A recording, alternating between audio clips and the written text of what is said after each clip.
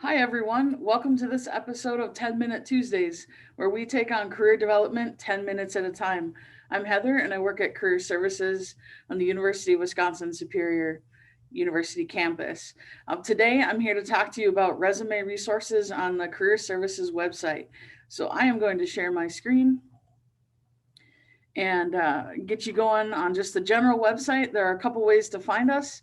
You can hover over the Campus Life tab and then hit Career Services here.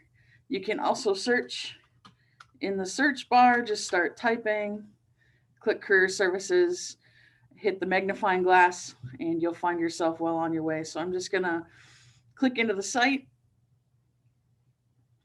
This is what our site looks like. You'll notice resumes and letters is one of the tabs here. It's one of the things that students use our website for the most.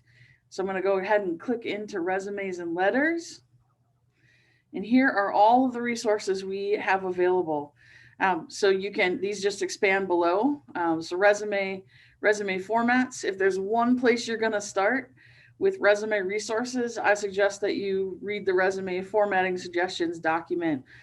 Open it up. It's a 3-pager. Read through it. It tells you what to do and what not to do in every section and gives you formatting. There's also a packet on resume development that might be helpful for you. There are a couple of different formats for different disciplines that you can look at. There are tips and tools. So, using strong action verbs, writing bullet statements, using strong section headers and what some of those might be, incorporating service learning, research experience, certificate programs, athletics, all of those important things that a lot of you out there are doing. And then on the bottom here are some videos that we made a couple years ago that are nice and short, and they can help you with more in-depth things. I also want to point out that as a student, staff, or faculty member at UWS, you have access to the full catalog of LinkedIn Learning, and you can get that through the campus logins page, and there's lots of good stuff there. So, a couple of things about resume and development that have to do with the resources here. The number one thing is don't ever use a template. So, don't open up Word and choose one of the resume templates and start filling in your info. You need to just start typing in a plain Word document. There are some dangers with applicant tracking systems out there, which are very, very common. And those templates can cause digital code to be inserted that doesn't work for applicant tracking systems that they can't read. And so your resume could get bounced back out. But also in general, they are pretty hard to maintain all of the space and have control over that. So please don't use a template. Other things that you should be aware of, we do a lot of resume review for career services. It's one of the biggest areas of service we have. And so, ways to get your resume reviewed would be you could send it to career@uwsuper.edu. That's one thing.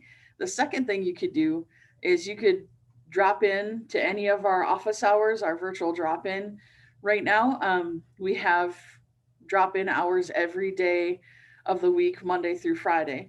So you should be able to find a time to get in. Since we still have some time in our 10 minutes, I'm going to open this resume formatting suggestions document and just sort of walk you through it.